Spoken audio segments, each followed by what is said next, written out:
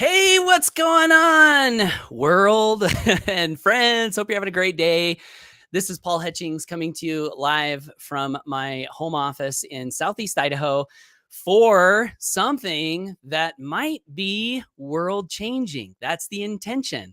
The intention is that what I'm going to talk about today, can change your world, can change the worlds of the people that you're connected to, and maybe even can expand outward and change the world at large in a better, more light filled, more exciting way. So I see someone's here live. Who are you? Post down below. Let me know who you are.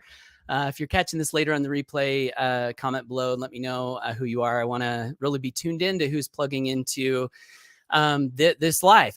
So I got inspired this morning. So basically that's what this is all about. I got an inspiration and we'll see where this leads. You know, sometimes you have inspiration that is very, very long lasting and far reaching and, you know, reaches so much farther than you ever could have imagined. And other times you have inspirations that kind of come and do their thing and then they go. So it'll be interesting to see what this turns into. Hey, Johnny Lewis Tidwell, thanks for tuning in. Hey, Christy, thanks for tuning in. Nick Romani, thanks for tuning in. I appreciate you guys so much. So it'll be interesting to see if this is one of those inspirations that turns into something big. I think it can, and I hope that it does. So the story behind the live today, the good parts, and how this might change your life for the better today, and again, you know, change a lot of lives. I was talking to a friend of mine yesterday, and I noticed a recurring theme popping up. So I'm in marketing. I help people. I do my best anyway to help people build lives of freedom through principle-centered leadership. So, you know, we build businesses from home, and I have the unique blessing of being able to connect with a lot of people through what I do. I get to hear a lot of stories. I get to listen to what challenges people are having. And I always do my best to listen and see if I can come up with solutions for what I hear people having challenges with. So this thing popped up yesterday. And again, it's a recurring theme that I hear from a lot of people. You know, one of the things that we teach in our company is that it's a good thing every day to grow yourself, number one, and number two, to give value out into the world. So you gather in and then you send out. And you know, there's a lot of reasons for this. One reason is, you know, it's a good thing to help people, isn't it? It's a good thing to like shine light into people's lives. If you can lift their day, if you can, you know, just do something good for people, that seems like a good thing to do. When you gather up gifts for yourself, it's a good thing to give gifts out into the people around you. So it's good for those reasons. From a marketing standpoint, though, one of the things that I've noticed over the years is that one of the biggest things that can help if you're building any type of a business is gaining trust and rapport with people. That's just simply where they get to know who you are and they say, I like this person. I trust this person. This person is a good dude or a good gal. Like that's one of the biggest things we can do to not just impact lives for the better, but to also create freedom for ourselves. And there's a lot of different types of content that you can create as you're you know, building a business from home. And even if you're not building a business from home, I still think what I'm going to say in this video could be beneficial for you. So please don't let that exclude you that I'm talking about people building a business from home. But with all the different types of content that you can create, it really does beg the question, well, what kind of content should I create? And I like to think about that trust and rapport thing, and how one of the things that I've noticed is that there's a different level of connection that happens in a Facebook comment thread than happens, say, on a phone call, or that happens on a video. There's a different, would you guys agree? There's a different level of connection. sometimes I get so frustrated reading like Facebook comments and stuff, not yours, of course, comment below, because I love reading your comments. But so much is lost in translation with the type, and you don't get to hear the emotion. You miss out on intention. You miss out on a lot. And so, hey, Arnita. Arnita says I'm watching with you. Thank you, Arnita. And so, with when it comes to the internet, it seems like putting your face live in front of people where they can hear your voice, where they can see into your eyes, maybe they can even feel your heart and your soul a little bit, is a shortcut. I think it's a shortcut to gaining rapport quickly, with people. I was listening to a keynote by the CEO of NVIDIA. NVIDIA makes the most people probably know NVIDIA from the graphics processors that are in many of our computers. NVIDIA does so much more than that. They're on the cutting edge of AI, and they do all kinds of stuff. So anyway, I was driving home from a baseball game a week or two ago, and I found out that they'd had this conference and that the keynote speech from the CEO was available. Am I weird to listen to stuff like that? I think I probably am. I don't know who else listens to that kind of stuff. But I like to pick up, how are these people thinking? What are they working on? What do they see both now and into the future? And one little nugget I got from that keynote is he said that already 80% of traffic on the internet is video. 80%. Can you believe that? 80%. Like, I remember years ago when people were talking about like, it's moving to video. In the future, it's going to be video. Well, the CEO of NVIDIA, and I imagine that he knows. I mean, he's working with Google and all kinds of huge companies. I imagine he knows. 80%, he said, is video. So when it comes to creating content, it seems like video is king. So back to the conversation I had. This friend of mine, what advice do you have for me, Paul? I've got this financial goal. I want to achieve it. What advice? Should I do a daily video? Should I do consistent content? What advice do you have?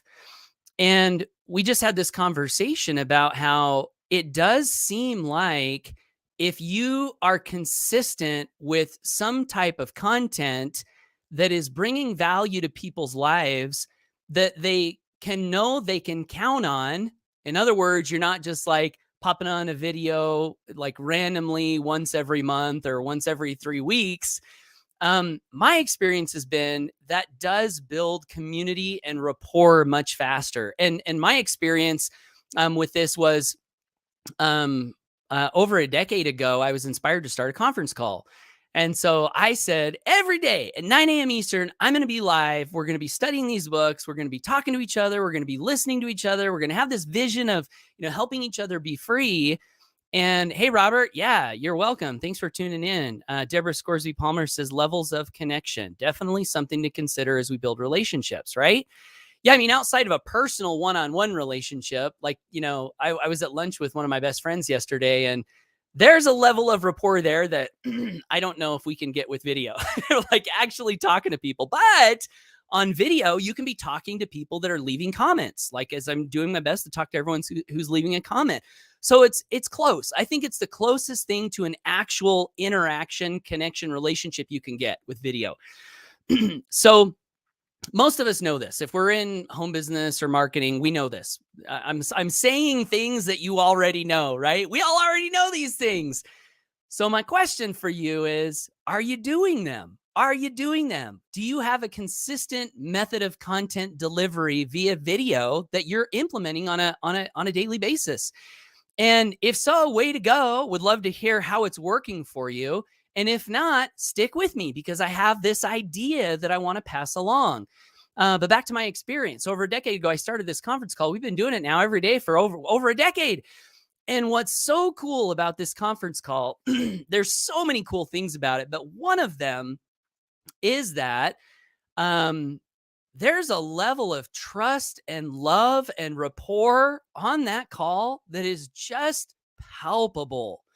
And, a lot of the people on that call, they're working with me in business.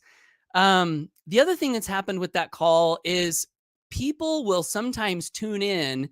Like just about 3 or 4 weeks ago, I got an email from a person who said, Paul, I was on that call in 2015 and I loved it. It brought so much value to my life. And then I went off and wasn't on it. And just for giggles, I decided to pick up and call the line last week and you guys were still there. And he's like, it's amazing. He's like, thank you so much. You're still doing it and it's still so valuable. But imagine if we had not have stayed consistent. See, when he would have come back and dialed the number and there was nobody there, we miss out on that opportunity to serve. So I think the fact that we've stayed consistent with it, people over the years have come to expect it, and they'll tune in and sometimes they'll stay for a while, then they'll go do different things, but they'll always remember there's this thing that's consistent that's happening that if I want to tune into, I can. And so in terms of audience building, like that is one of the best things I think I've ever done in my entire life with audience building. And I don't know that I like to think about it as audience building. I mean, that's the common term. I think about it as how can we change the world? How can we help each other? How can we serve each other? How can we lift each other? How can we be the change we wish to see in the world? I mean, those are the real core intentions behind that call. But as a effect of that, an audience has been built. A consistent audience has been built, and a high level of trust and rapport has been built with that call. Hey, Daniel, good to see you. Thanks for saying hello. And so, okay, so back to my friend and all of these other people that I sometimes, connect with. They hear these things and they're like, okay, yes, I want to be consistent. I need to do something, consistent. But then here's the thing that happens. Hey, love you, Amy. Good to see you. Thanks for being here. You're the best. Amy hosted the call today. It was amazing. If you want info on that, let me know and I'll get that to you. Claudia says this community is family. Thank you so much, Claudia. What a huge compliment. Johnny, look at that. He says that was me. I was on those calls years ago and saw you here. Dude, good to see you again, man. But yeah, so I mean, these things I'm saying, they seem to be true. So, but here's the challenge that when someone comes onto the internet and they want to, do something, here's some of the challenges. What do I talk about? What's my target market? What do I call it? How often should I do it? And it's no wonder that people hear these things and they're like, I see the value, I see the benefit, but I'm going to be stuck for a while because I have to have the answers to all of these questions before I ever turn on the camera and go live. So my hope with what I'm doing in this video today and what I hope to continue with in leading by example is I hope to give you a solution to all of those questions that pop up so that if you want to serve people, if you want to build a high level of trust and rapport with people, if you want to make the world a better place, and yes, as a side effect, sell whatever it is you want to sell and grow it bigger and faster and better and more sustainably, I believe all of those benefits can be achieved with what I'm going to share. So the inspiration. So here's the inspiration. And I've been thinking for a little while now about, leading by example here, because with the call, I hosted the call myself for a long time. And then, because I wanted a little bit of a break, I wanted to develop more leaders and give other voices a chance to be heard. I wanted to serve the community better. And not be the guy, right? Not be the guy all the time. Like I didn't want it to be the Paul show. So we started having other hosts. And so that is still going and it's still great. And I still tune into it. That being said, it has left me with a little bit of a void where for so long, I was always waking up every day expecting to share something valuable that was in my heart. And I can still do that on that call. but the time is a little bit more limited. So I've been thinking about leading by example. Like, what is Paul's next platform? What is Paul going to do that's going to be him and the people he's serving? But then also, how can Paul help solve these problems that people have? So this leads me to the point. And if you're still here, thanks so much for being here for so long, because sometimes I can be long-winded. I'm sorry about that, but it is what it is. When my heart starts sending my brain words, I just spit them out and I keep going. Bobby says, so agree. Love this community so much. Thank you, Bobby. Bobby says, I've learned so much more here than I have in all of the years working online. Wow, what a huge compliment. Thank you so much, Bobby.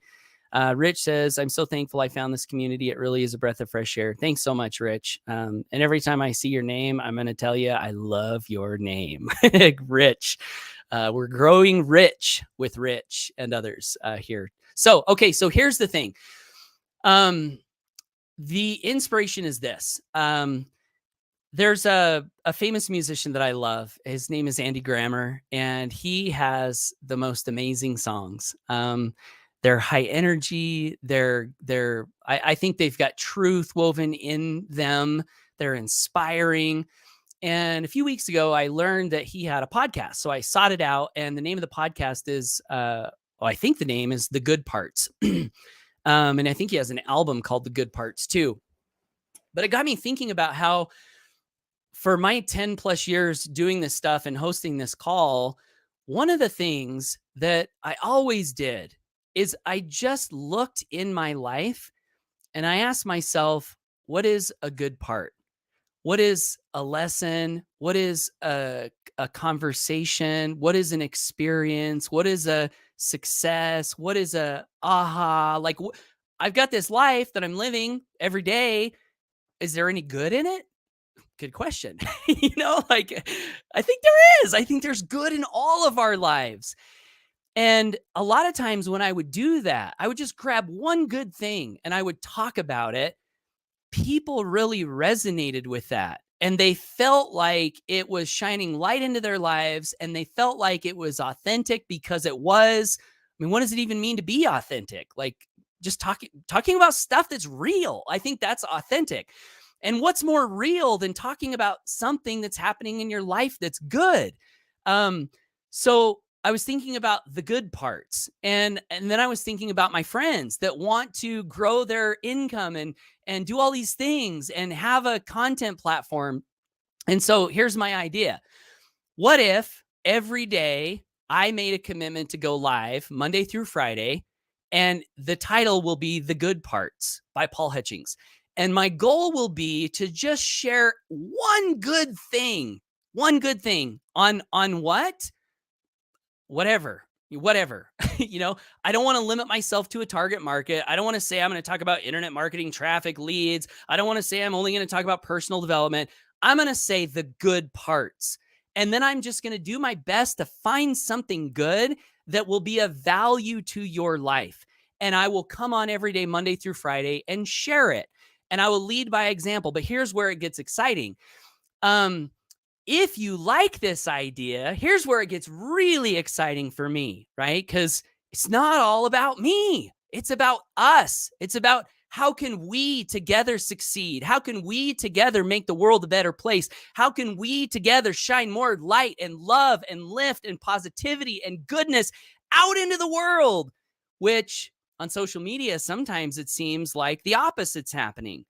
So here's where it gets exciting for me is, if you like this idea and want to make the same commitment, you can do the same thing and even call it the same name. That eliminates having to find a target market. That eliminates having to come up with what it's going to be called. That eliminates coming up with some kind of big old content plan that you're going to talk about or some big old thing. And it literally would just be like, so Claudia says, love it. So let's say Claudia wanted to do this. Well, Claudia would go live and the title would be The Good Parts by Claudia Portilla, Part 1 or Episode 1.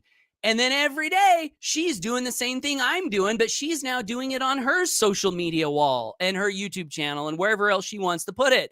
And maybe even Claudia is excited about this idea of getting other people involved doing this.